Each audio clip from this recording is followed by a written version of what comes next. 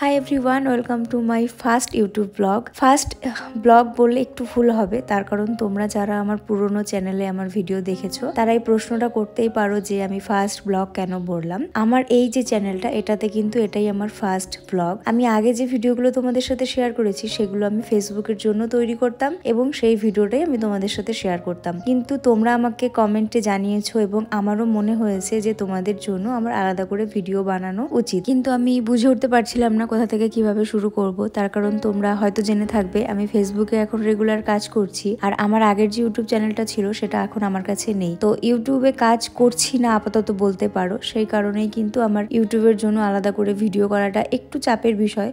কিন্তু ফেসবুকের সাথে সাথে তোমরা আমাকে ইউটিউবেও এতটা ভালোবাসা দিচ্ছ যে আমি ভাবলাম যে না, আমার ভিডিও করা উচিত, আবার নতুন করে শুরু করা উচিত। তাই আজকে ফার্স্ট একটা ব্লগ তোমাদের সাথে শেয়ার করছি। যদি তোমাদের ভালো লাগে আর তোমরা আমাকে ভালো রেসপন্স দাও তাহলে আমি এই ব্লগটা চেষ্টা করব কন্টিনিউ করার। তো প্রত্যেক দিনের মতো আজকে সকালটাও আমার সেম ভাবে শুরু হয়েছে। মাম্মাকে ফ্রেশ করিয়ে ওকে ব্রেকফাস্ট করিয়ে এবার আমি আমাদের জন্য ব্রেকফাস্ট বানাচ্ছি। আজকে ব্রেকফাস্টে বানিয়েছিলাম ডিম টোস্ট, যেটা আমার হাজবেন্ডের অনেক বেশি পছন্দ। আমার যে ভালো লাগে না তা কিন্তু না, আমারও ভালো লাগে, কিন্তু ওর যতটা ভালো লাগে ততটা না। আমার এখনো মনে আছে আগে যখন আমরা মিউজিক ভিডিও শুট করতাম তখন আমরা বেশিরভাগই ডিম টোস্ট খেতাম। যেহেতু আমরা সকালবেলা বেরিয়ে যেতাম, বাড়িতে রান্নাবান্না করার মতো অবস্থা থাকতো না বা সেই রকম সময় আমাদের হাতে থাকতো না, সেই কারণে কিন্তু বাইরে গিয়ে আমরা ডিম টোস্ট দিয়ে ব্রেকফাস্টটা করতাম। আজকে অনেকদিন পর ডিম টোস্ট খেলাম, তাই পুরোনো স্মৃতিগুলো মনে পড়ে গেল। যেহেতু সকালবেলায় আমি রান্নাবান্না কমপ্লিট করে রেখেছি, তাই ব্রেকফাস্ট করেই চলে গেছিলাম মাম্মামকে নিয়ে নিচে। আমাদের পুরো অ্যাপার্টমেন্টের মধ্যে এই প্লেগ্রাউন্ডটা আমার সব থেকে বেশি পছন্দের। কেন জানো? কারণ এখানে মাম্মাম গেলে অনেক বেশি আনন্দ পায়, আর আমারও বেশ ভালো লাগে। ওর সাথে একটু দোলনা চড়ে খেলা করে তারপর চলে এলাম ওপরে, আর নিচ থেকে আমি কটা ফুল তুলে নিয়ে এসেছিলাম ঠাকুরকে পুজো দেওয়ার জন্য।